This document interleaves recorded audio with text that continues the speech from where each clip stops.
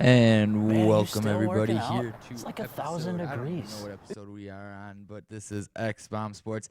I am your host, Andrew Valentin, as everybody calls me, Big Sexy. I'm just kidding, I'm better looking. I am your host, Thomas McKinney, as I'm always here now. Andrew's in the back. It's a two-man show. We'll be switching out. I'm actually going to start it out a little bit differently than we usually would. Andrew and I just watched something that we called on Wednesday as not a chance was going to happen. The University of Illinois just was undefeated Wisconsin 24-23 with a late second 39-yard field goal. As now the Fighting Illini are 3 games away from being bowl eligible, at least bowl eligible, because I believe the magic number is 6. So congratulations to everybody in Champaign, and something you guys found in last week when you guys were playing Michigan in that second half kept going. I've also found another story as I'm trying to get all my articles set up. Oklahoma Sooner schooner tips over on field, ejects riders. I hope the horses are okay, more than I care about the riders themselves. But we have a fun show. Just wanted to throw those couple little tidbits out there. We do have a fun show today. I'm going to be talking on the first half. Obviously, obviously it's the greatest sport of all time in the NHL, with that season now going into week 3 of its early season. And we're going to talk about what ifs of college football playoffs, because as of Monday, we will have our first rankings from the college football world. And Andrew will come in on the second half, and we'll be talking about the NBA. I call it the National Boring Association. Andrew calls it the National Basketball Association. We just have different meanings for it. And then he'll be also talking about, what else are you talking about? Oh, week 7 of the NFL season? It's not week 8 already. It can't be week 8. Yeah, it's week 7 of the NFL season. So let's kick it off right here with the young and early season of the NHL. And for Andrew's sake, I will say this. Jack Hughes scored against his older brother, Quinn Hughes, for his first NHL goal today against the New Jersey Devils, against the Canucks. So Jack Hughes is going on his right path in his first family showdown of the season. He'll have one more in Vancouver. But he got it at home, and he's finally on the right track after going his early season with no goals. Another little fun fact I've heard about this season. So, Andrew, I don't know if you're aware about it, but in the Staples Center, there is a banner hanging from the rafters for Taylor Swift for most sellouts at that arena. And Los Angeles Kings fans have petitioned to have that taken down. And they can't take it down, unfortunately. But by the way, take that back. T-Swizzle's awesome. Tay-Tay all the way. Andrew's shaking his head. I'm with all the puns today. And they have now talked about they're going to cover it for every home game this season. And I don't know about you, Andrew, but I'm okay with that. I mean, it's hard to take it down because you don't want to take it down. It's one of those things that if you do, it could cause detrimental towards that side of the Staples Center. Now I know the Staples Center is, you got to remember, it's like the United Center in a lot of these hockey and basketball arenas. It is only used for a short period of time, 82 games plus playoffs that they have it. So from let's say May to August, give or take October, it's not being used. So concerts are a big deal for them revenue-wise. So for that purpose, it is a big deal, especially during the seasons, even when they have their long road trips. I know the Blackhawks, the United Center used to have the Disney on Ice tour and the, what was the other tour they used to have? The circus tour. So that was they would go out and they'd be on the road for about a week or so for the circus to be in town, and for the Disney on Ice. That's now changed, but those are big ticket items, so it's hard to say why you would want to take that down when it is a big accomplishment. But I get it. I understand it 100%. I'm not going to complain too much about it, but at the same time, it is good to see what's going on there. But to go back into this hockey season, it's been an exciting one. It's been a hot scoring one. I have my division standings right here for each team. You have the Pittsburgh Penguins right now leading the Metropolitan Division, followed by the Washington Capitals and a red-hot Carolina Hurricanes. And by far, those Carolina Hurricanes have been red-hot. New Jersey Devils, though, are at the bottom of the Metropolitan with a struggling 1-4 record. And I have to say, this one's a little shocker for me. They are currently up on the Rangers right now, 5-1, or 5-2, my bad. They're up on Vancouver, I'm pretty sure. Sorry, I read the wrong score. They beat the Rangers 5-2 for their first win. They're currently beating Vancouver 1-0 here with 57 seconds left in the third. And the lone goal in that one is from the first overall pick, Jack Hughes. Now in the Atlantic, a big surprise going on right now. You have the Buffalo Sabres at 6-1-1, leading the Atlantic. It is a big shock right now. And then you have Boston followed by Tampa to round out the top three. And at the bottom, no shocker here, though, in that division, you have the Ottawa Senators, unless something can change there management-wise, it will only be getting worse for those fans out there. I'm sorry, Ottawa fans. You need to get into a new stadium out of Ottawa and just get rid of that ownership. Now we're going to go over to the Western Conference. You have the Colorado Avalanche leading the way. A bit of a shocker for me personally. I did not see this happening. I thought I was for sure going to see Nashville at the top, but it follows the Blues, the Predators, Winnipeg, and then the Blackhawks are fifth in the division. They're 2-2-1. Now for fans out there, I'll dive back into them in a little bit, but here's a big shock for me and everybody in the hockey world. The Dallas Stars are 1-7-1. Something I was not expecting to see, something I was never expecting to see this season, that they would start out this bad with that team. It is a potent lineup. It is a fast lineup. I don't understand why they're not clicking yet, but don't worry, Dallas fans. They will be clicking here very shortly, and that team will turn around. Unfortunately for Minnesota fans out there, you need to retool everything. You guys are so old. There is nothing good out of that organization right now. Zach Parese's like 1,000,000 years old. That you just need a whole retool. You're in the same boat as Ottawa. You need a whole new retool that whole organization. Basically, fire sell everybody. I know you just got a new GM. Keep him. I like the new GM for you guys. I think he'll be fine. He came into a bad situation. I think you'll be better down the line. Give it a few more years, 2-3 years at tops. Your rebuild will finally be coming to. You don't tank. This is not a tank situation. This is a situation to go out and work hard, play the game right. I'm not saying have that team tank. What I'm saying is be prepared for at least this season. It'll be a long season this year and a long season next year, but give it to about 2025 and you guys will be back to where you were, losing to the Blackhawks in the playoffs and not making it out of the second round.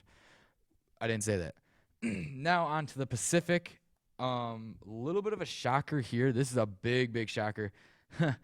The Edmonton Oilers, the lone Canadian team right now at the top of a division, is 7-1. Now for everybody out there wondering where their first loss was, it came at the hands of the Chicago Blackhawks a few nights ago, where they lost to them. I believe it was 5-3, if I'm not mistaken. And then a big shocker here. You have the Anaheim Ducks, as I kick the table. The Anaheim Ducks. Don't look at me like that, Andrew. I accidentally kicked it. I'm stretching my knees out. I'm taller than you. Remember that. The Anaheim Ducks are riding second at 6-2, followed by the Vegas Golden Knights. Calgary at 4, which is a little bit of a shocker. I thought they were going to be up at the top. And then you got Vancouver, Arizona, and then this one's a big shocker. You have the San Jose Sharks, who are projected to be at the top of the division, and I don't know what their issue is right now. Their first win came against the Hawks. Now, their first win came against the Hawks that was at the point where the Hawks had literally traveled 8,600 miles to lose one game in Prague to then travel 8,600 miles back to lose a game. So I'm not trying to make the excuse of jet lag and being tired, but that is a big factor. It is a far time. Yes, I know they spent a few games over there. They beat a team in Germany. Then they lost the Flyers to open up the season. But for them to go and travel that far in that amount of time is a little bit of a tough thing to do in any situation. And then, of course, you have the Los Angeles, I almost said Angels, but the Los Angeles Kings at the bottom at 2-5. Now, I want to go back into the Hawks because I know there are many Hawks fans out there who are freaking out. They have Joe DiGiacomo syndrome, where they just freak out over the littlest things. And, of course, when they win, they don't know how to react. Jonathan Tays got his first goal yesterday, guys. We're fine in that sense. You just need to get the monkey off his back. Once he got that taken care of, we're fine. They went out and they won. Like I said, they're 2-1. They have one overtime loss to a division rival, and that is I can't even think of the team. Winnipeg. That's the only division rival they've played so far. They have a win against Edmonton, and they won last night against Columbus. They play the Capitals tomorrow night, so that's going to be an interesting game. They're on a home run right now. They have 7 straight where they've played. San Jose lost 5-4. I mean, and if you look at their games that they've played, they lost 4-3 to Philly in Prague, close game. They lost 5-4 to San Jose, where they led most of that game. They were getting the goal. San Jose would tie it up. It was right at the end. But again, that's the first game back home in the States since playing in Prague. Then they go out and they lose 3-2 in overtime to the Jets. Lost in overtime, you got a point. That's all that really matters. At that point, you're still working on it. It's still a young season. It's 3 games in. There was no need to panic at that point. There were fans panicking. Then you got a team that's 5-0 coming in, and you're 0-2-1, and you're playing the Edmonton Oilers, which I know he is way better than Crosby. He will be way better than Gretzky when he officially retires. He will be the GOAT all the way through, and that is Connor McDavid. You had I can't even think of his mind mate, but they went out and beat the Oilers 3-1. And you go on and do that. Then you go and you play the Columbus Blue Jackets. That was your next game. So they've had a lot of gaps in between their games. So that's another big issue that I've not liked about the scheduling side of this. But they go out and beat the Blue Jackets 3-2 in overtime with Jonathan Tays getting his first goal of the season. But, again, there was no pressure on this team to go out and do anything. No one has high hopes for this team. I think I'm the only one in the city that actually has them going back and winning another Stanley Cup with this core group. I don't think anybody out there has that realization that they have the chance to do it. I think they will do it, and I think that – shut up.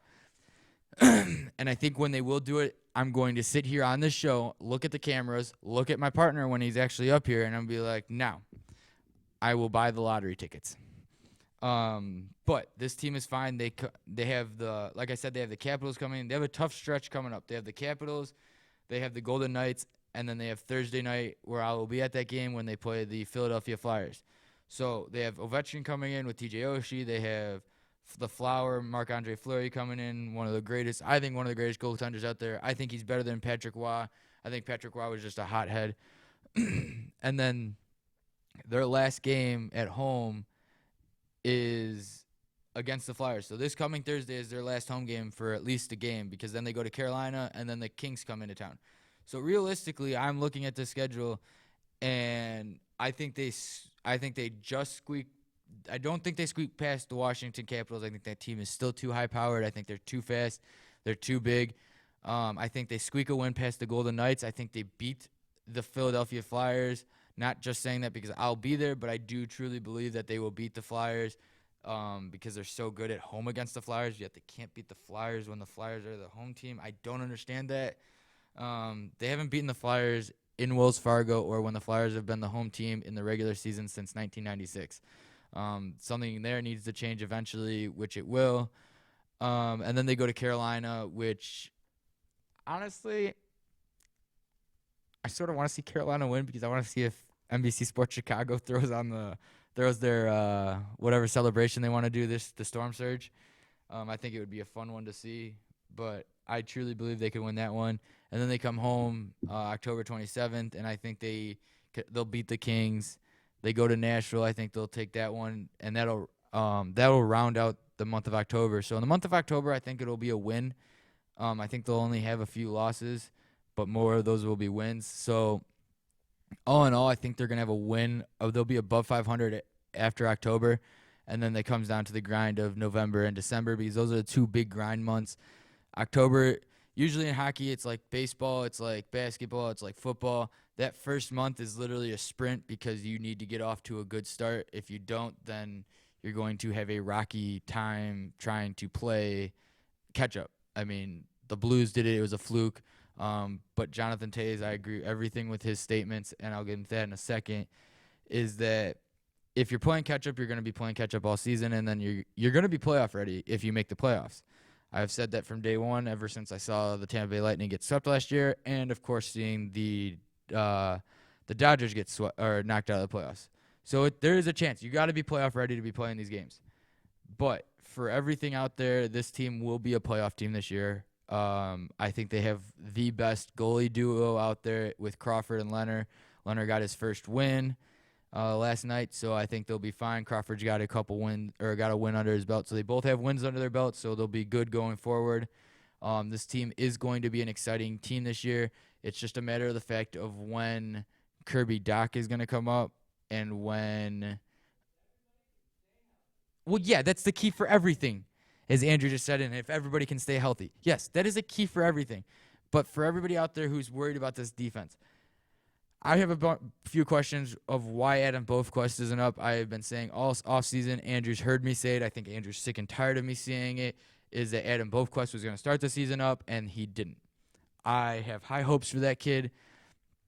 I think he will be a great asset for us when they finally do bring him up. I get why they didn't bring him up because they're only allowed 9 games with him. And if he goes past that 9th game, then he has to stay up or it hits the cap or something like that. It's a weird situation. That's why Kirby Dach isn't on the roster right now. You're going to get a few injuries here and there. Those guys are going to pop up here and there. And once they do, we'll see where they're at. Who knows? Maybe they're here to stay. I didn't get to see much preseason hockey. I know Kirby Dach was dealing with a lot of concussions, so that's probably the reason why they sent him down. But the offense isn't the issue right now. Obviously, the big question is the defense. I think the defense will work itself out. And honestly, I think our best defensive pair is the old, aging, and contract-killing Brent Seabrook and Ali Mata. I know people hate hearing that, but go watch the Hawks game. They work well together, and if Seabrook's going to finish out his contract with us, I would keep Ali Mata on this team for as long as you can. Yeah, he loved that deal. He absolutely loved that deal. I think I didn't like the trade at all either. I hated the trade. I was like, why are you trading for an aging Ali Mata? He's not going to do well, and it seems to revive both of their careers, and they look really, really good. But one other little fun fact out there, it keeps popping up as I'm looking at everything. For everybody out there, Stan Mikita was the first number retired to the Raptors of the old Chicago Stadium on this day 39 years ago. So there's fun facts out there for you for trivia if you ever get asked those. But Andrew, I think I've hit everything hockey-wise. Any questions for you back there? It's freezing. Also, I will have an update next Saturday. I don't care what Andrew says and what he's got scheduled, but because I'm going to the United Center on Thursday. What? About how that new Jumbotron works. I've had a lot of people ask me, like, what do I think about it? I'm actually intrigued by it. I've heard several things that when the Hawks score a goal, there's smoke that comes out. The scoreboard has another attachment screen that pops down, and it says goal around the side. I'm intrigued to see it. I'm hoping I get to see it in action like that. I'm hoping that's how they did it. But I'm heard it's looked really good from people that have already gone to games. I'm excited to see it. I'll let you guys know how it is. And who knows, maybe Andrew and I will go to a basketball game this year, and we'll see how it looks for a basketball game. Hey. Don't act shocked. All right, for everybody out there, I hate the NBA. I think the NBA is a joke. But and I don't watch NBA basketball on TV. I'd rather go to a game and watch it. It's just a different atmosphere. Like, you can watch a hockey game, you can watch a football game, and you can watch I can watch a baseball game. Baseball's not for everybody. I get it. It's fine, whatever.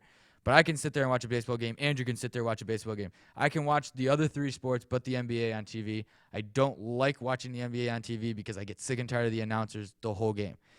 There's a thing about, and at least in our field that I've learned from going to this beautiful school here at the Illinois Media School and the sports emphasis program, is that in hockey, you could almost just if you're watching on TV, you could almost let the action play for itself and you don't have to talk. In the NBA, they almost need to talk all the time. And that's what irritates me the most. So that's one major reason why I don't like the NBA. We'll get into more why later during the season, but then that's where Andrew comes in and talks that more so.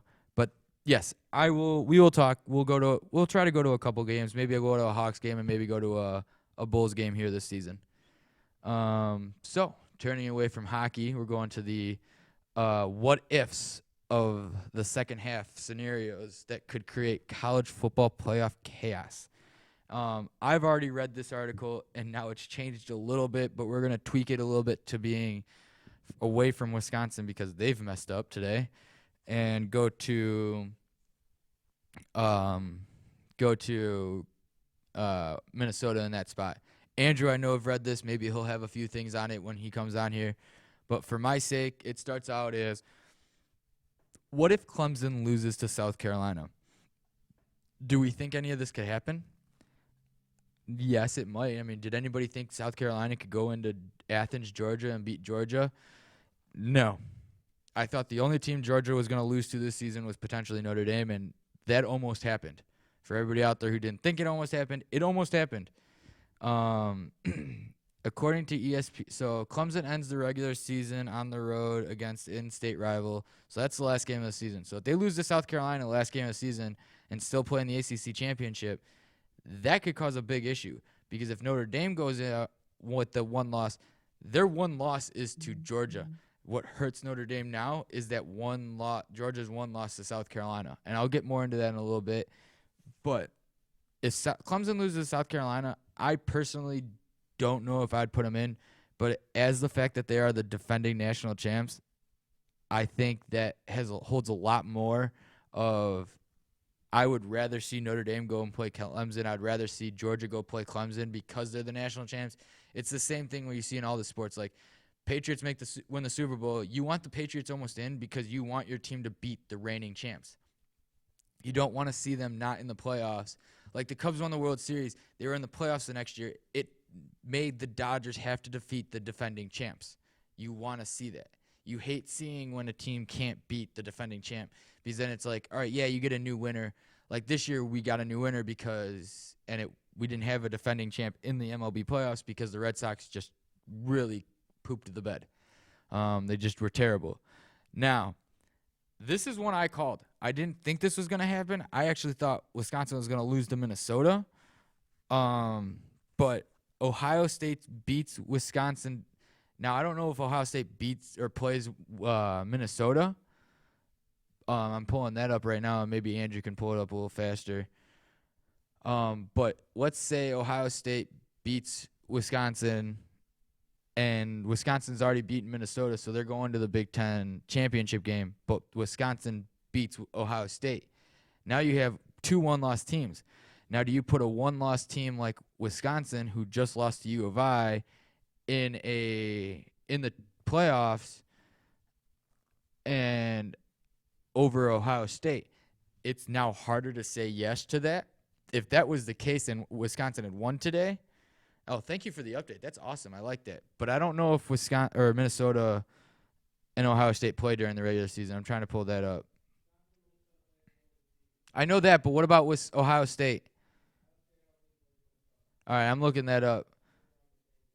No, they're not. They're on the side of Wisconsin, but I'm checking schedule-wise. No, they do not play this year. Ohio State actually plays Wisconsin next. So, obviously, that's going to change. It would have been 6-4 probably. I don't think the top 10 would have changed that much. Now the top 10 is going to change drastically.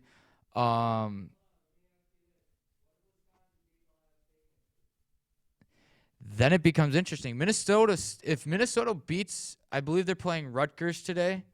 Yeah, they're playing. That game's already going on right now. If Minnesota beats Rutgers, Minnesota's technically, is actually not technically, Minnesota leads the Big Ten East or whatever it is. They're undefeated. They're 6-0. Ohio State is 7-0. They're number 4 in the country. If Wisconsin beats Ohio State, then I don't think a Big Ten team gets into the playoffs. And I don't think most people would disagree with me, because not only is Wisconsin going to drop out of the top 10, now you're asking Wisconsin to have to beat Minnesota to go out and beat the Big Ten champion. Plus, they still have to jump Georgia, Notre Dame, Florida, LSU, Clemson, Alabama, all those schools in the top 10 to get back up into one of those 4 playoff spots. I don't think if Wisconsin beats Ohio State next week, there will not be a Big Ten representative in the college football playoffs this year. Yeah, but they're going to lose to Ohio State at the end of the season. Penn State still has 1 loss, though. Isn't there loss to Ohio State? Yeah, I'm pulling that up, too. No, Ohio State doesn't play Penn State yet. They play them no, Penn State's 6-0. Penn State's 6-0, and they play. Now that's another question.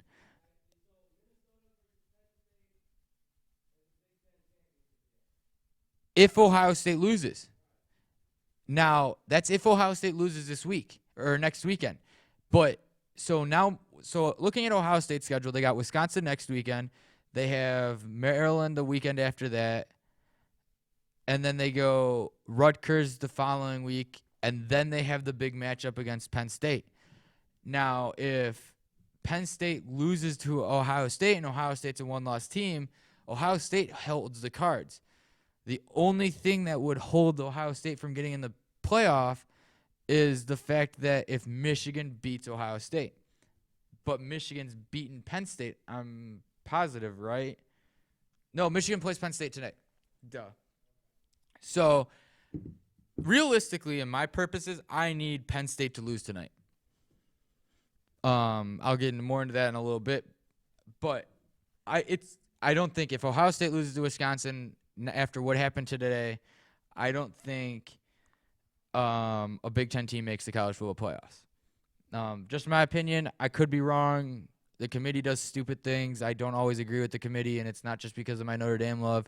It's because I find it hard to put 3 SEC teams into the playoffs. They're a little SEC biased, but we'll see where that goes out. Here's number 3 is Florida wins the SEC, but LSU's only loss is to Alabama. This one's a little bit tricky because I don't see them putting more than 1 SEC team in the playoffs. It's not the BCS. It's not any of that. If it was the BCS, they'd probably have LSU, Alabama again, and you'd probably see a lot more ACC matchups. But I truly believe that if LSU's only losses to Alabama, LSU won't make the playoffs. I'm sorry, Andrew. I don't think Florida makes the playoffs at this point, just because they still have to go through Alabama. I mean, they have Florida State, Miami at the end. Those are basically FCS teams. They're both terrible. And then, so now we'll go to the number 4. This is the most intriguing one, at least in my purposes. 4 is Georgia and Notre Dame both went out. I'm going to read this one because it actually gives who they would put their top 4 as. This is tricky because Georgia owns the head-to-head edge over Notre Dame, which I agree with. And if Georgia wins out and earns the SEC title, that means a very good team from the SEC West is on the college football playoff bubble, which I believe the West is the Florida teams, right? It's Florida, South Carolina, Georgia. I don't remember. I'll see if I can pull that up as well. But then you go, then it goes, would be on the bubble. There wouldn't be a lot better loss in the country, though, than Notre Dame's to the eventual SEC champ. 100% agree with. I don't know if anybody out there would disagree with me. I take that back. Everybody would disagree with me because they're not in a conference. Um, and then it goes, if the committee puts Notre Dame and Georgia in the top 4, that means 2 Power 5 conference champions are left out. Again, it wouldn't be so far-fetched to consider Texas beating Oklahoma for the Big Ten title and the Pac-12 having a 2-loss conference champion. The top 4 could be Georgia, Notre Dame, Ohio State, and Clemson. Again, though, this is where it would get tricky. They're saying 2 Power 5. It would be easier for them to put Notre Dame in, again, if they go 1 loss, if Ohio State loses to Wisconsin, because then you can put Oklahoma or Texas or Oregon or whoever from those other 2 conferences into the college football playoffs over 1-loss Ohio State team because of who Ohio State lost to. And yes, they won the conference championship, but you lost to Wisconsin after they lost to U of I. Like, that looks terrible. I mean, I don't know if anybody would disagree with me. Andrew might disagree with me because he just wants LSU in all the time. I mean, we both are biased. I want Notre Dame in all the time. He wants LSU in all the time. We know we can't always get that. So I got it right here. So the SEC East is Mizzou, Florida, Georgia, South Carolina, Tennessee, Kentucky, and Vanderbilt. And then the West is Alabama, LSU, Auburn, Mississippi State, Texas A&M, and Arkansas. So realistically, what they're saying in that one is if Georgia and Notre Dame go out and win out, Georgia wins the SEC title game, and you put Georgia and Notre Dame in, that means Alabama might not make the playoffs. Which, is anybody complaining? Andrew's shaking his head back there, so no one's complaining on that one. We're fine with that one. The selection committee has 3 SEC teams to consider. Georgia wins the SEC. Alabama's only loss is to Georgia in the SEC title game, and LSU's only loss is to Alabama during the regular season. They spelled what wrong? They spelled it W-U-T. It's actually W-H-A-T. I can spell. This one's scary for every other power conference, especially if they produced 1-loss conference championship. If Georgia runs the table and wins the SEC, which isn't impossible considering it still has the best chance to win the East. Honestly, Georgia's going to win the East. Just stop questioning it. I think Georgia wins the East. I think it's going to come down to Alabama, Georgia in the SEC title game. I think whoever wins the SEC title game is in the playoffs because the SEC does so well money-wise. But I think they only have one SEC team in. I think they almost punish Alabama for not running the table. And unfortunately for LSU, they're the odd man out. Now, if LSU beats Alabama next weekend and LSU goes to the SEC title game and loses to Georgia, then it's a different story. Then I would be like, all right, well, LSU might find a way in there, but I still think they might be the odd man out. Here's a good one. I didn't even think about this one. Baylor beats Oklahoma and Texas, but loses to the Sooners in the Big 12 title game. This one's interesting. I don't think Baylor's good enough to beat both those 2 teams. I think they definitely beat Texas, but I think Jalen Hurts.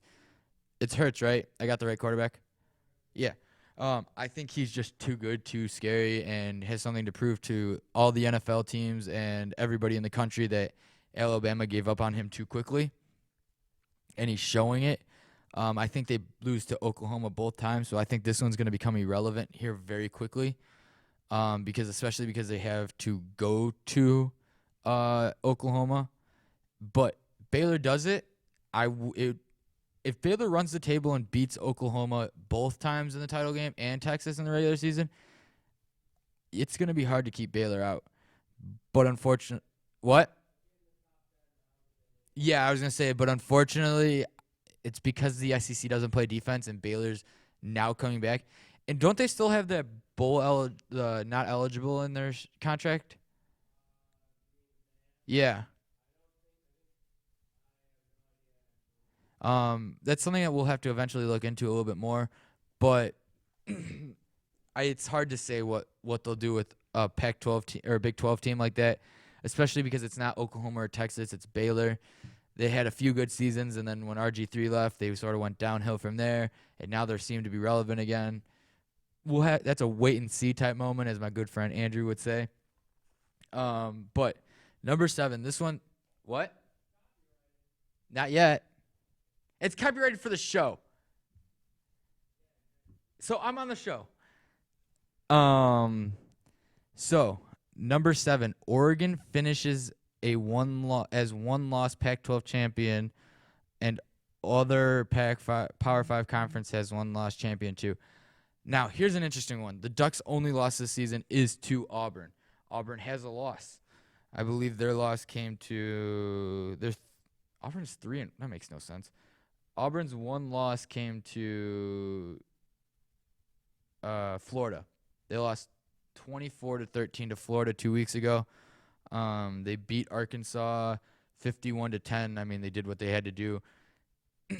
So it's hard to say if they would keep a Pac-12 champion out again, because the Pac-12 is the only conference that's never had a team in the college football playoffs. Or is it? No, the Big 12's had Oklahoma. So it's hard to say. I know the Pac-12 feels like a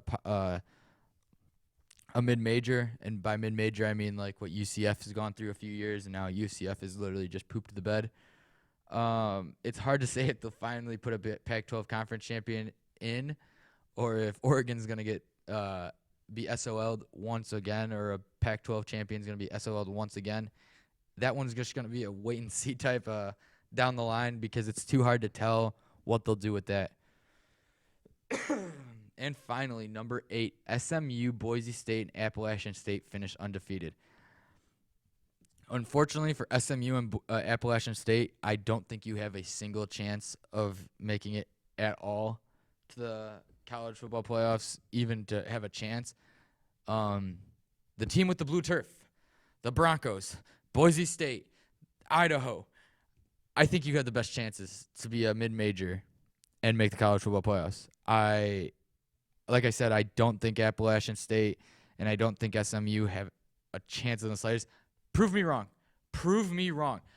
But I don't think with Appalachian State ranked 24th in Week 8 with the first college football playoff rankings coming too, and SMU ranked 19th, again, same reason as Appalachian State, they're ranked too far back to make too big of a jump. They would need a lot of help. Boise State, if they can keep winning out, they have a big chance of doing some big damage. They've done damage before. We've seen it. The Statue of Liberty, 2006, they busted the BCS. And after that game, that's when the college football playoff system started to be talked about. They have a documentary on it. ESPN's done it. I think it's an E60. For everybody who forgets, Adrian Peterson was on that 06 Oklahoma Sooner team. I truly believe that Boise State will be, at the end of the season, top 5. I think they'll be number 5. I think they'll be 5. I think they'll finish 5. I'll throw it 6. I'll go top 6. I think they'll either be 5 or 6 and just be on the outside. But I think that'll be the start of, we need to start putting a mid-major in every so often. If a mid-major is deserving, they need to have it. Or push the playoffs back to 6.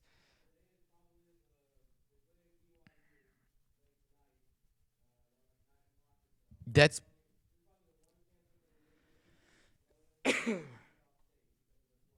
yeah.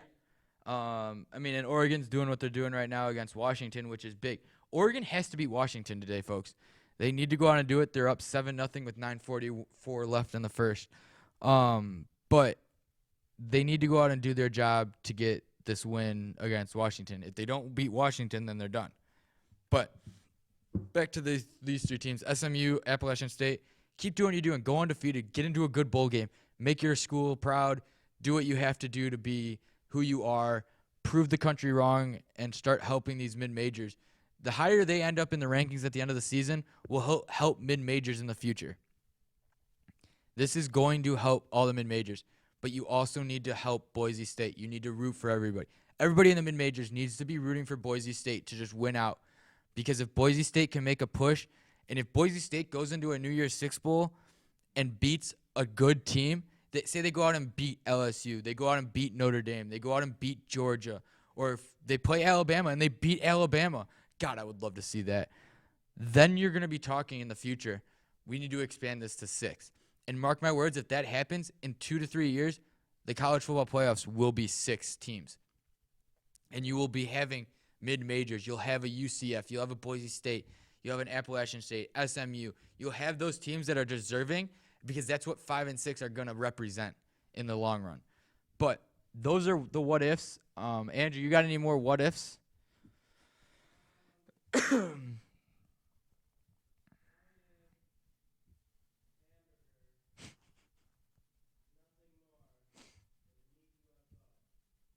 That's interesting. Then we're eating aliens. One thing I want to say, I don't know if Andrew, you've seen this. Clemson cornerback Andrew Booth Jr. ejected for punching Louisville player. How stupid do you have to be? Literally, how stupid do you have to be? You are literally hurting yourself. I don't even know what quarter it was in. He almost feels like it. But hey, he was being choked out, so calm down. So it was in the third quarter, so he won't be eligible for the first half of next week's game or their next game. I don't know if they're on a bye next week. But you can't do that. That's literally uncalled for. Like, how stupid do you have to be? I hope Clemson suspends him for longer. But yeah, I think that's all I got. For my what ifs of college football, and maybe Andrew's got another one. Oh yeah, for everybody out there wondering why I need Michigan to win this week, because I need Michigan to stay ranked. And if they stay ranked, then that means next week's game is going to be huge for Notre Dame, because they don't have anybody else ranked on the rest of their schedule, because everybody else doesn't know how to play football. Who, me? Yeah, fair enough. She wouldn't do that. Just everybody out there, SMU is up on Temple 10-0, and Appalachian State is up 21-7 on Louisiana Monroe. So there's that, and Baylor is beating Oklahoma State. So those are some big ones out there. Now the only thing that would help Notre Dame out there for everybody, because I know they love hearing Notre Dame talk, is if Georgia lost to Kentucky. That would help Notre Dame, because then it wouldn't be a question of if Notre Dame wins out and Georgia wins out, who do you put in? That's the only way. But so that's my time here. I'm going to give this over to Andrew. We'll go to commercial, and he'll talk the National Boring Association and the Week 7 of the NFL football season. We're going to go a quick break. You can follow me on Instagram and Twitter at McLovin6193. And I'll be here next Wednesday. Talk more crap about the college football. And go. Man, are you still working out? It's like 1,000 degrees. Intense heat is nothing. To get an intense workout, you gotta be intense. Our friend here's getting an intense workout with the intense cool of his Hydrotech Cool Breeze shoes. Which brings your feet a cooling sensation that is the best on the market today. Can only be explained with one word. Intense! Whether you're working out hard or just taking a stroll, these shoes have got your back. Or I should say, your feet. Aren't these shoes intense? Maybe a little too intense, but there's no doubt they're cool. Throughout the 1960s, 70s, and 80s, Judy Finelli established herself as a masterful juggler and performer, making appearances everywhere from Carnegie Hall to Sesame Street. With her loving heart, she has brought warm smiles to children everywhere she has performed. She even started the San Francisco School for the Circus Arts, but shortly after, she was diagnosed with multiple sclerosis, and by 2004, she was completely paralyzed. In celebration of her accomplishments and to fight the illness that had crippled Judy, a group of students from the San Francisco Clown College have compiled the perfect holiday present for those who want to laugh and to help those struggling with the illness. The goal has been set at $1 million raised, with 100% of any dollar made to be donated to the Judy Finelli Fund, which is helping find a cure to multiple sclerosis. Visit www.circuscenter.org to make a donation, or to purchase a framed Naked Clown photo or the full Naked Clown 12-month calendar. Remember, 100% of every dollar is donated and goes to fighting MS.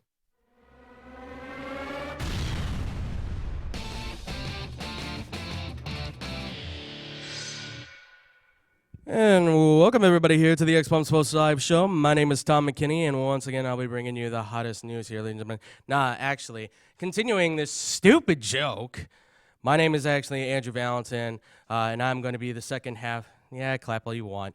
I'm going to be the second half host for you guys. I hope you guys have really enjoyed this first half. Give it up for Tom, everybody, again. Tom, you did an awesome job, man. Okay.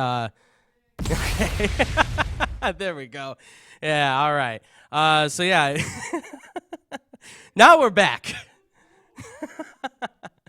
So, again, give it up to Tom. Really good NHL stuff, really good stuff for the college football. Again, we would love to be able to do the one-on-one with us between the mics and stuff, but again, we still don't have the speakers, but we're working on that, ladies and gentlemen.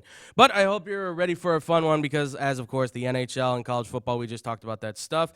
We're going to be pouring it in with some NFL stuff, and like Tom's been alluding to, the wonderful, the great, the fantastic NBA is officially back, so we're going to get into that stuff and more, but I hope you guys are ready for this one. We're starting the second half off with, of course, we've got Chicago Bears because it's been a bye week. We've given them a chance to have a little bit of a break.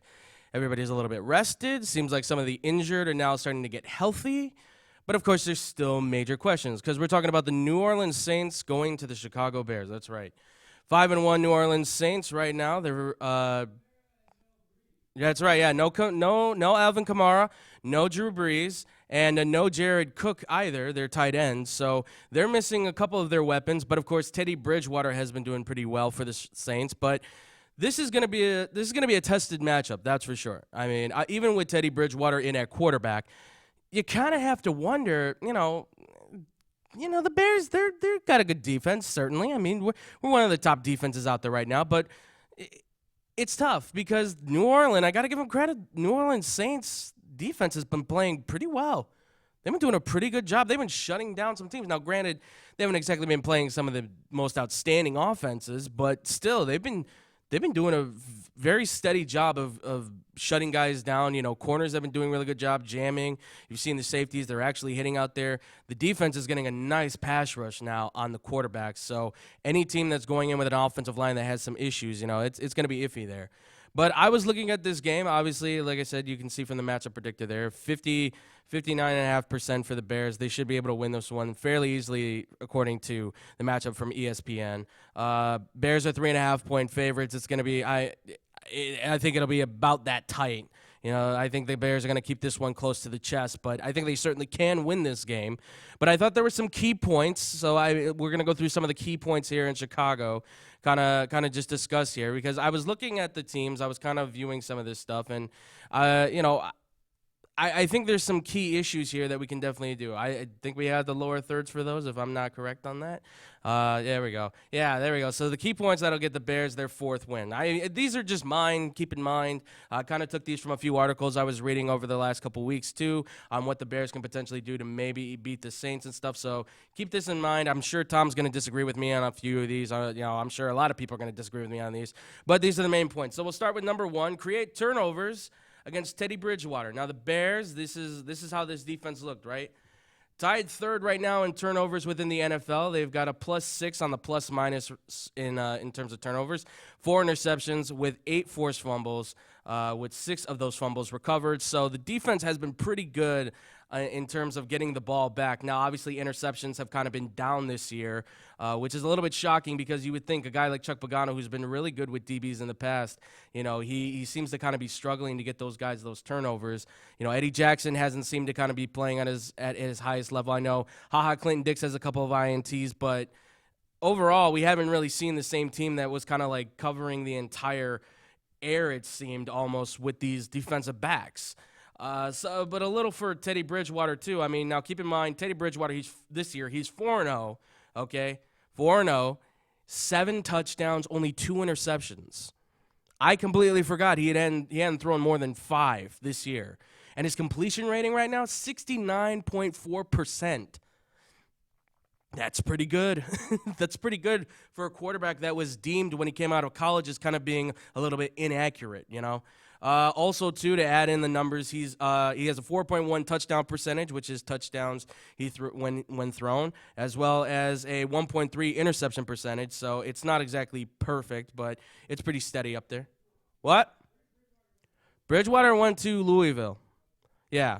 He was the star-studded quarterback that threw for like 50 touchdowns at Louisville, for anybody that remembers. He was one of the guys that really carried that team to look like almost like they were a national championship contending team, which they could have been. But keep this in mind, too, ladies and gentlemen. Teddy Bridgewater has an 11.5% on bad throws. His bad throw percentage is 11.5%. That's not good. And that means that bad throws can be easily turned over. And we're talking about dunks, we're talking about overthrows, all that kind of stuff. So this is an opportunity for the Bears to take. All right, so the next key point that I have, number 2, which is I believe it's shut down Michael Thomas. It's shut down Michael Thomas because Michael Thomas, for those who don't know, he's the Saints' top receiver. I think he's the best wide receiver right now going in the NFL. I mean, or at least he's one of them, I would say. And you shouldn't laugh. He's on your team. Remember that. Yeah, I know. Ha, ha, ha. Very funny. But, yeah, Michael Thomas, honestly, I do think he's the best wide receiver right now in the NFL. I mean, and you could see 34.2% on the target share, so he's taking a majority of those catches, and in the red zone, it only goes up by 0.2%. But, of course, he's the most targeted guy when you're going for those red zones.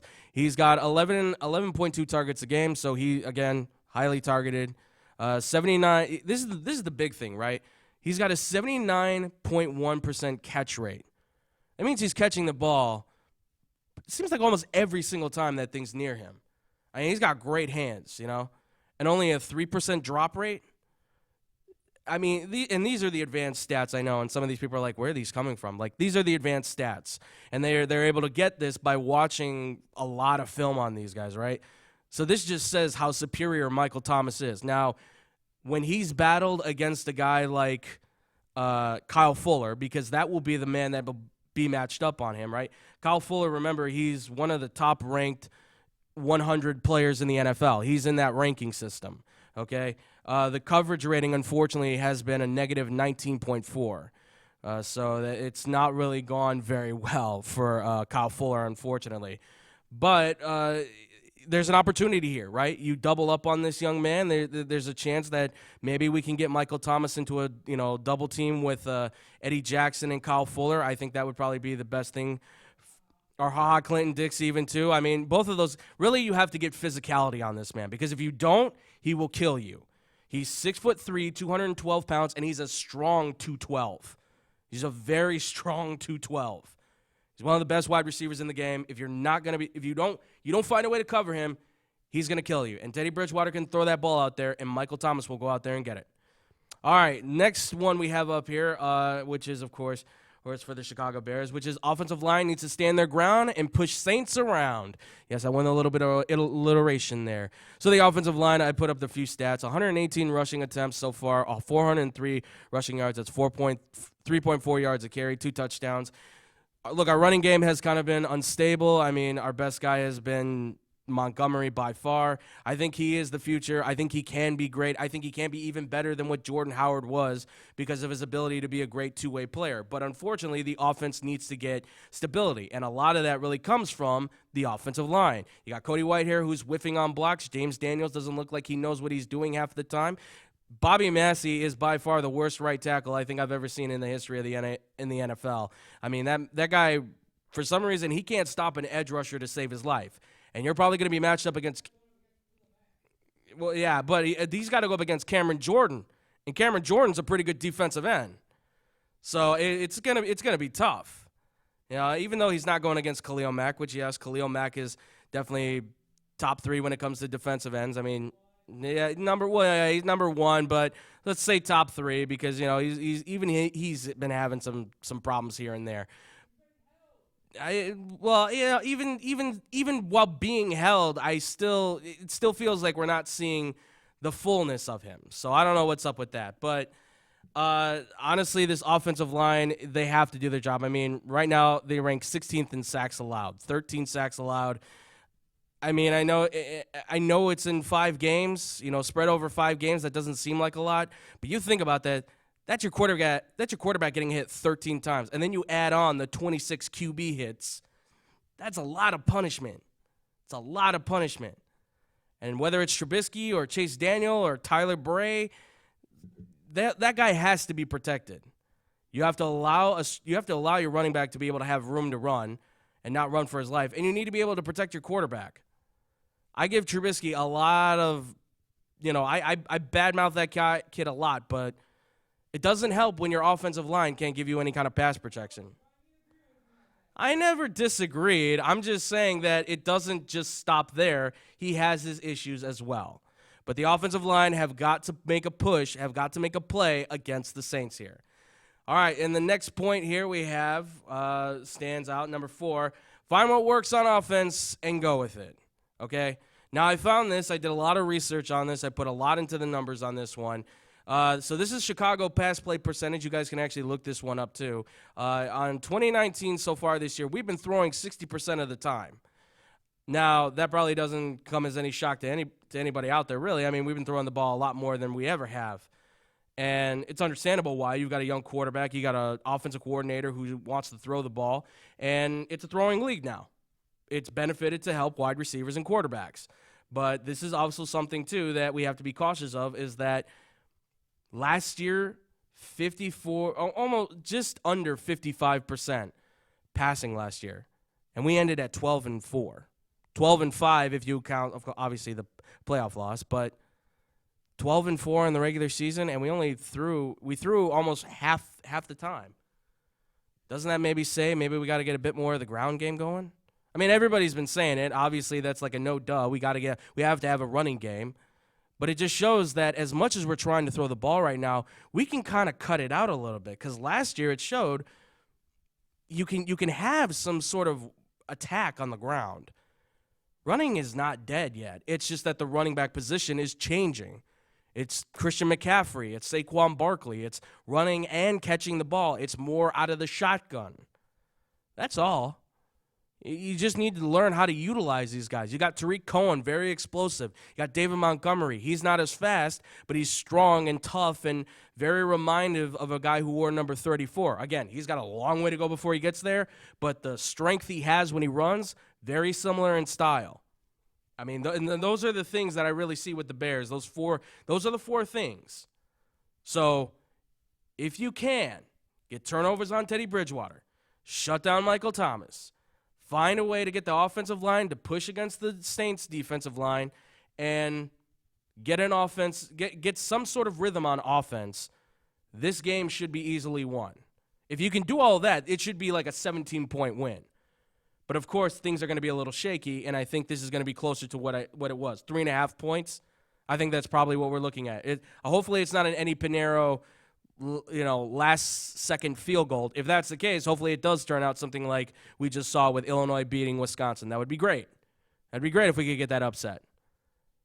But I just don't know. Offense needs to get him in range of making that field goal. He's a good kicker. He's a strong kid. I like him a lot. He's the star of the show right now, leading the team in points. But we got to see more from the offense. We got to see more come from the defensive backs, linebackers, everybody really in general. This is the time to do it. You don't have Drew Brees, it's Teddy Bridgewater. He's good, but he's not Drew Brees. He's just Teddy Bridgewater, and you played him once before, and that was when you had a bad defense, and he still had 12 interceptions. Food for thought, ladies and gentlemen. Food for thought. So away from the Bears, obviously we have a full NFL week that we have to talk about here. It's NFL Week 7 matchups in preview. No echo this time because it's stupid. So thank you, even though nobody can hear you. That's when we should have had the mic. God, this is now we just think about it. So we take a look back at the games ahead, obviously, and give you guys this week's and the predictions and things like that. So let's kick this one off, shall we? Start it off, of course, Rams versus Falcons, right? Rams offense looks like it's pretty abysmal, but this is going to be the game, I think, where it makes a resurgence. Atlanta Falcons at this point, that defense is a tremendous, tremendous detriment to that unit. I don't know what's going on. Dan Quinn is a defensive coordinator from Seattle, turned head coach for the Atlanta Hawks. But he was only good, it seems. What? Sorry, Falcons. My bad. I got basketball also on the mind. Forgive me. So, but look, for the Atlanta Falcons right now, defense has been a huge problem. Offensively, they've got a lot of great players, but for some reason it seems like Matt Ryan's kind of just been off. I don't know what the deal has been, but it just seems like Matt Ryan's kind of been a little, he's been playing well, but it also seems like the turnovers have just been coming in. Like I don't even know how to relate it to, but he's thrown so many turnovers over the last couple of weeks now. I mean, it's been a bit ridiculous, but I think it's going to be a close matchup. I give it to the Falcons, though. I really think the Falcons can pull this one out. I actually give them a chance. I give them the upset on this. I take the Atlanta Falcons over on the +3 in this one instead. All right, next. We got Miami Dolphins against the Buffalo Bills. I mean, do we even have to do we?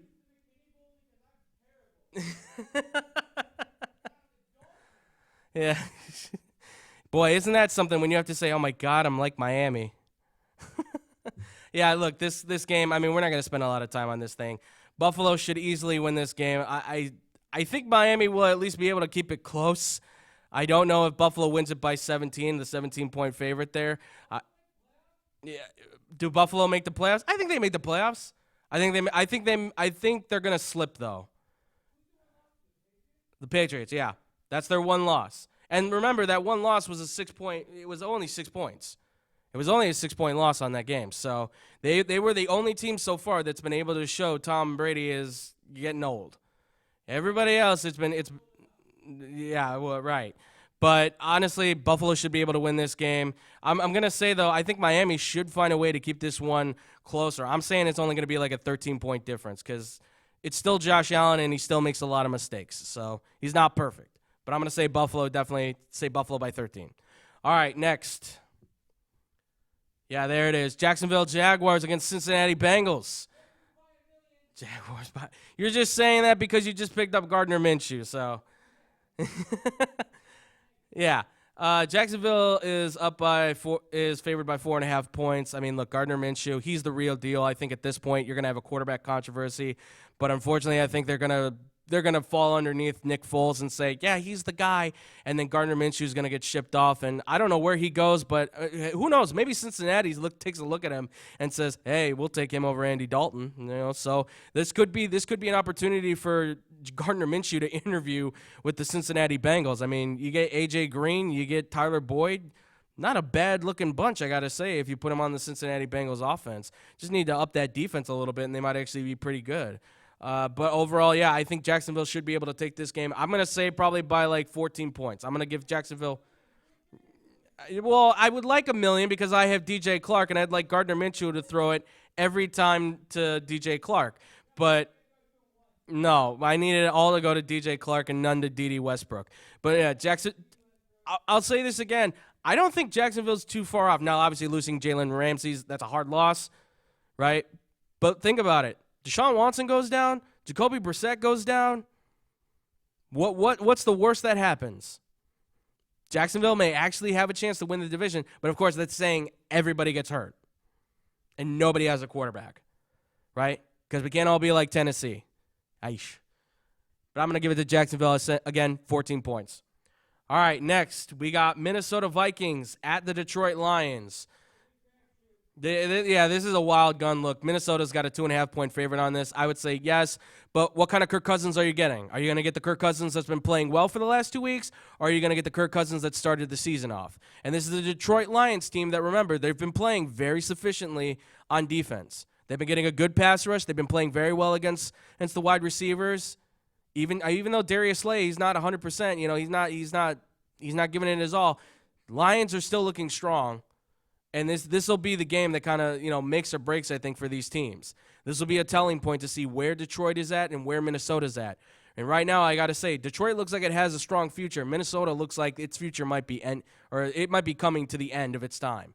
So I'm going to actually say, you know what? I'm going to go with Lions. I think the Lions can pull this off. But we got to get Matthew Stafford has to be able to get in the end zone. Because that's the big thing that cost them in that Green Bay game, too. Yes, the penalties were there, absolutely. I'm not disagreeing with that. But when Matthew Stafford doesn't throw a touchdown, the Lions, they're not any better. It doesn't help. But I'm going to give the Lions the win. I'm going to say 3 points on this one, but Lions take the upset. I'm going to go with the Lions. All right, next. You got Oakland Raiders at Green Bay. Now, yeah, Tom says Raiders by 40, and he's saying that because obviously he wants the Packers to take the loss so that this way the division becomes a little bit easier for us to win. Honestly, look, it's Aaron Rodgers. It's Green Bay. The offense, while looking kind of shady, still looks like it's going to be productive regardless. Now, Aaron is starting to show his age, but they look like they're still going to be productive. Oakland at this point, I just don't know what's up with them. Their offense looks like it's up, and then the defense looks like it's up, and then everybody looks like they're down. I mean, they're 3-2. They have a chance to maybe win the division now. Who knows? This thing's going to be wild and wacky. It's going to get crazy. Honestly, I'm going to say what? Seriously, this is the golden opportunity because if you guys don't know, on Thursday Night Football, even though the Chiefs were able to win 30-6, Patrick Mahomes is now out with a dislocated knee, and it could be for an indefinite. So far it's an indefinite amount of time. A lot of people are saying possibly out for the season. Yeah, they are saying 3 weeks, but it's a modern timetable right now. The hope is 3 weeks. It doesn't look like it's that bad, but dislocated knees have been bad in the past. We've seen it with our guy Zach Miller, who was a tight end. He had a dislocated knee and almost went to amputation for that. So it's a serious thing. But I'm going to say Packers win this one. I know they have the 4.5-point favorite on this. I'm going to say it's more. I say it's more like 10. So next, we got the Houston Texans at the Indianapolis Colts. This is such a close game. Indianapolis by a point is really what's coming down to. And Houston right now has the matchup predictor favorites at 53.5%. I'm going to go with the Colts. I think the Colts get after the Houston Texans. I think they get after Deshaun Watson. I think they put pressure on him, and I think he makes a lot of mistakes. I know the Colts aren't 100% healthy, but I think they can be the team to put down the Houston Texans and keep themselves in that division. And I think if they do win this game, I think they take the division lead, if I'm not mistaken. So I'm going to give it to the Colts. I'm going to say not just by a point. I'm going to give it by a full touchdown because I think they're going to get after. I think they're going to get after Deshaun Watson, and I think he's going to make some mistakes. All right, next, you got Arizona Cardinals at the New York Giants. This is a what'd you say? Yeah. This is another shoot. You've got Giants by 3 points right now favored. Giants are right now favored by the matchup predictor, too. I would say, yeah, go with the Giants. I'm going to say like a 6-point lead in different. I think Daniel Jones has a really nice day out there. He probably throws 2 picks, though, to Patrick Peterson. You're just saying that because he's on your fantasy team. I think Kyler Murray's going to have a pretty good game again. Look, that team is not looking terrible. 2-3-1 is not a bad record at all, but they definitely have to pick up the pace here a little bit because there's an opportunity here for them to maybe even start shocking some people. But honestly, all in all, I think this team, I think they're on the right side, but I'm going to give it to the Giants by 6. All right, next. San Francisco 49ers sitting at 5-0 against the Washington Redskins at 1-5. If you haven't picked up anybody from the San Francisco 49ers, I would highly recommend it because the 49ers have been super dominant. No, I wasn't wrong about Jimmy G. I was wrong about this team. I didn't think this team would ever be 5-0. But I will say this defense is probably one of the most dominant teams right now in the NFL, by far. Yeah, Jim Harbaugh should never have left the 49ers for college football. He made a total mistake. But Kyle Shanahan has done an incredible job. He's leaned more on the run game. Matt Breida and Tevin Coleman have never looked any better. Again, Jimmy Garoppolo, yes, he's making sufficient passes, but I'm still not sold on this kid as being a top elite quarterback. But he's doing a good job managing the game, and that's really all you need sometimes in San Francisco. Just ask Joe Montana, honestly. In Washington, honestly, what can you say? They're abysmal. They're going to start Dwayne Hoskins probably. He's going to throw a couple of picks, and he's going to get more dejected, and this team's just going to fall into deeper turmoil. San Francisco by 10 points. I'm going to say San Francisco by 20 points. That's what I'm saying right there. What's up? You're saying 40 points? Tom says 40 points. But, yeah. So 40 points for Tom, 20 points for me. All right, next. Got the San Diego Chargers at the Tennessee Titans. This is probably going to be a very boring game, I can tell you right now. Chargers offensively don't look very strong. Tennessee Titans, you don't even know who's playing quarterback for them anymore. I think Marcus Mariota at this point, he's going to be gone and done, and see you later, adios. Ryan Tannehill's certainly not the answer, so you might as well go to your third or fourth string quarterback, whoever that might be. I don't even know who the quarterback is anymore for Tennessee. But Tennessee still has the favor in this at 2.5 points because that defense has been super, super good. They've been extremely well. So Mike Vrabel's doing something right, but the Chargers right now, offensively, they look bad. Defensively, they look exposed. Offensive line looks terrible. I think the Tennessee Titans can win this one, but I'm going to say it's only a point difference when they win this game. I'm saying, and I think it's a field goal kind of game. That's what I'm saying. A field goal, defensive touchdown kind of game. So I'll give it to the Tennessee Titans, but I'll give it to them on a point. Next, we got Baltimore Ravens at Seattle Seahawks. I can't wait for this matchup. I'm super excited because Seattle's going to win this game, and Seattle's going to win this game by more than just 3 points. They're going to win this thing by 17 points. That's my prediction on this. Look, Russell Wilson right now, he's the best quarterback in the NFL. He's the best quarterback in the NFL. No one touches his mark at all. He is above and beyond everybody else at this point. Seattle looks unstoppable. What? That's if he can hit his wide receivers and if they're even healthy. Sure he will. But look, I think that Baltimore, honestly, I think this is the kind of point where they're going to start to regress a little bit. The offense looks like they're going to be a little bit kind of on the downside. Defensively, they could be pretty strong, but it's going to be a tough matchup there. But I'm going to give it to Seattle, 17 points. Next, Philadelphia Eagles at Dallas Cowboys. Tom hopes the stadium collapses. I think Philadelphia is going to upset the Dallas Cowboys. I got a 2.5-point favorite. I think Dallas is on the downside, and I think it's all because of Jason Garrett. At this point, you better fire that man. I think Kellen Moore is really the biggest asset to this team right now for the Dallas Cowboys. Philadelphia, I think they're a little shaky right now on defense. Offensively, they look like they're pretty solid if the wide receivers could just catch. But I'm going to say Philadelphia, I think, takes this one, and I think they win it by 6 points as the upset. So I'm giving it to Philadelphia on this. All right, and finally, you got the New England Patriots at the New York Jets. I will say this. Right now, the New England is favored by 9.5 points. I think it's a closer game. I think it's a 3-point game. I think the Jets are going to find a way to do some shutdown mode on the New England Patriots. They're going to do a little bit of work on Tom Brady. And I think Sam Darnold is going to show us that he's probably going to be one of the better quarterbacks in that division for a very long time. If not the best quarterback in the division once Tom Brady is out of here. They did a great job against Dallas. I think he's going to do just a good job against New England. But I still give it to New England, but only by 6 points, not by the 9.5. So there's our round out, ladies and gentlemen. That's going to do it here for the NFL Week 7 in preview. Obviously, next week we will probably do a quick in-review mode potentially, but we'll obviously see how that one goes. But I hope you guys have enjoyed this. Guys, let us know, obviously, and comment down below what you guys have thought so far of the show. What do you think of these picks? What do you think of the NHL season with Tom and stuff? Do you agree with the what-ifs in college football? Again, comment down below. Let us know what you guys think. All right, and to round this one off, ladies and gentlemen, for the show, we're turning this one off. There you go. We're turning this one off the gridiron, and we're going to the hard top and the basketball court, ladies and gentlemen. Yes, the NBA season has returned. You love it all, the drama, the hatred, all that stuff. So we're going to do this in rapid succession because we got to get out of here pretty soon. But I just wanted to give some of our predictions for how these playoffs are going to fall out. I don't have records. I don't have anything like that. Just follow this in mind. This is my predictions. These are my decisions. This is all from my head. You disagree with me, that's on you, not on me. So we're going to start with the Eastern Conference first, okay? So the Eastern Conference, number one first, I have Philadelphia. I think Philadelphia 76ers are going to win. What? Yeah.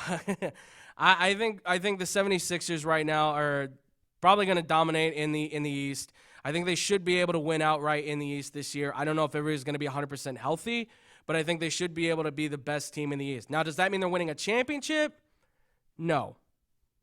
But do I think they're going to at least finish first in the East? Sure.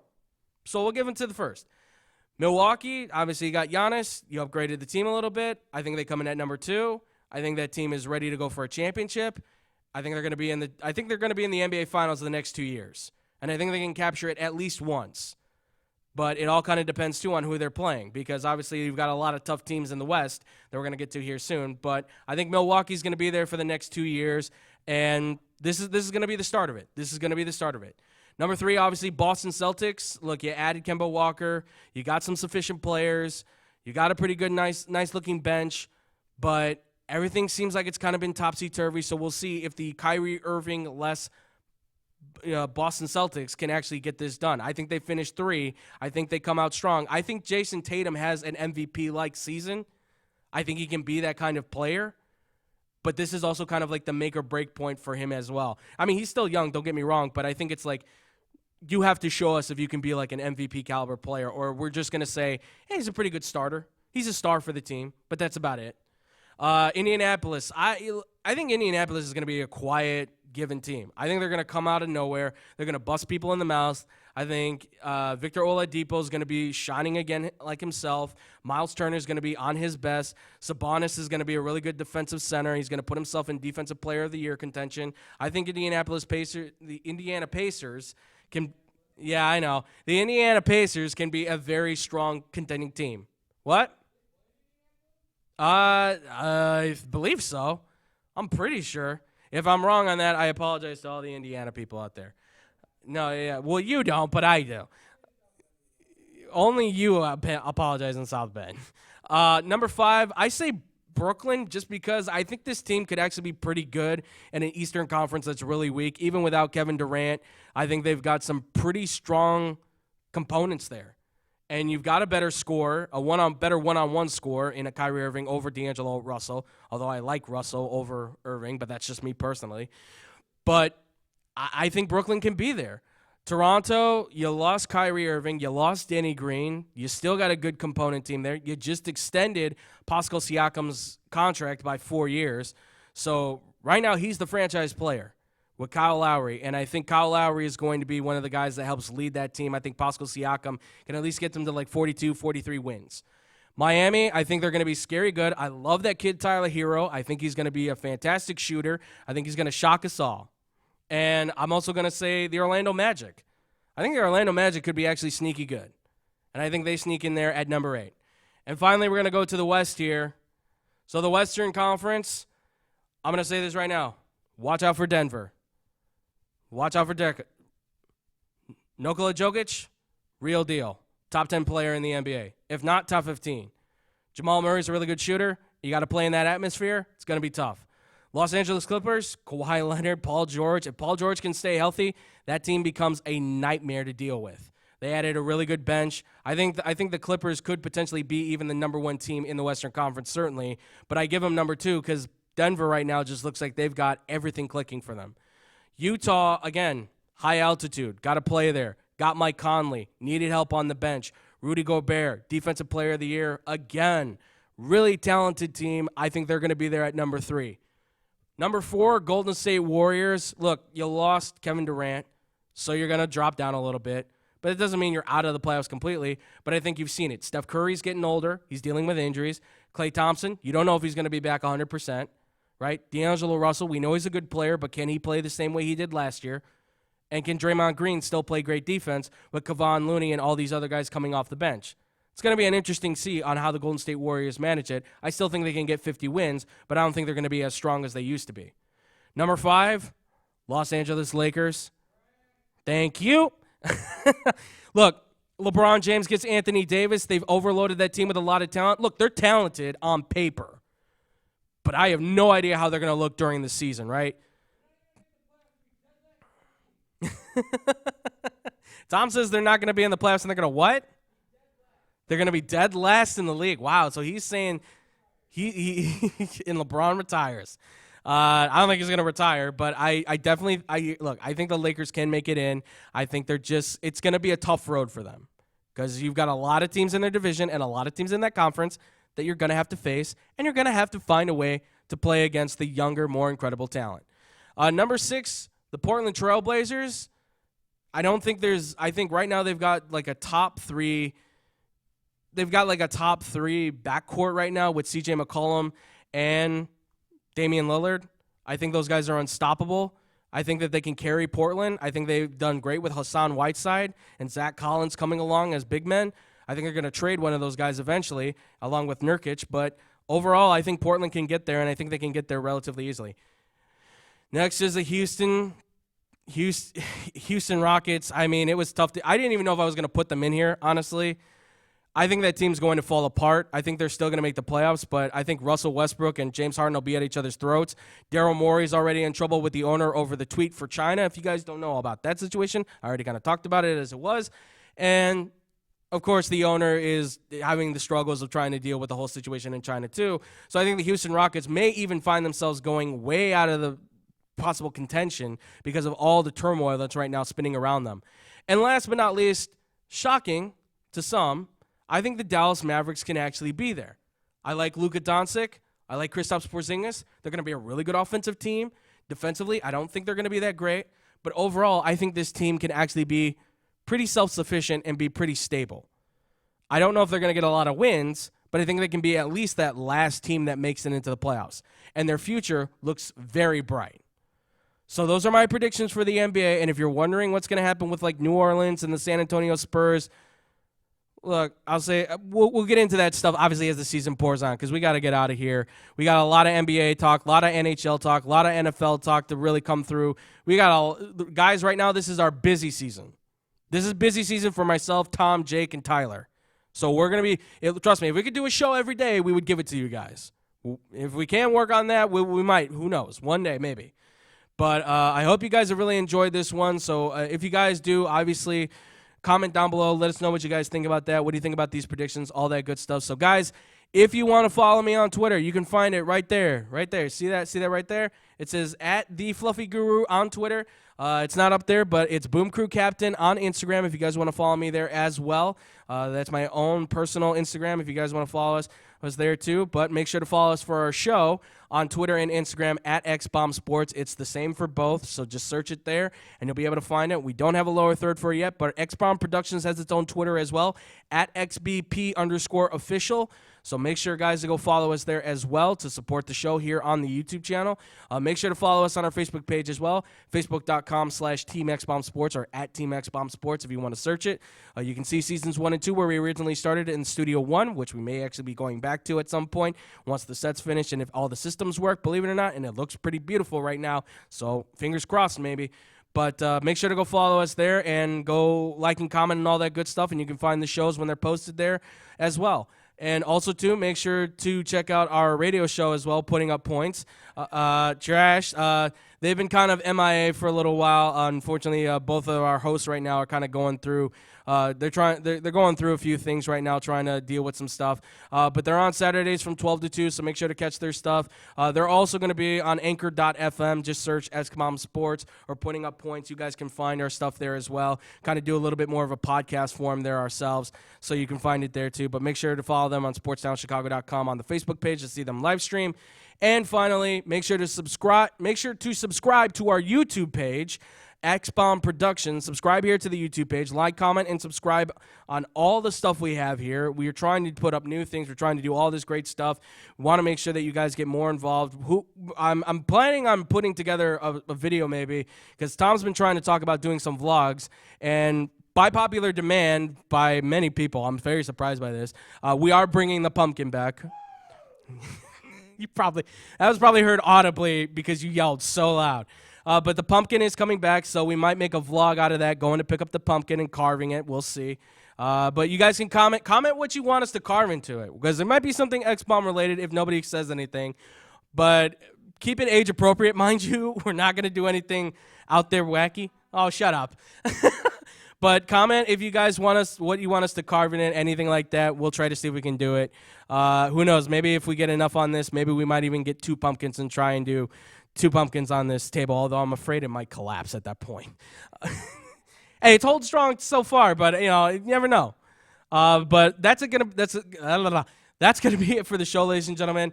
I hope you guys have really enjoyed this. We got to get out of here, but we hope to see you guys next week on Wednesday and Saturday when we bring you more stuff. Again, guys, it's busy season for us, so get ready. So we're going to probably be hitting you with 3 or 4 different sports probably during each episode. So be prepared for that.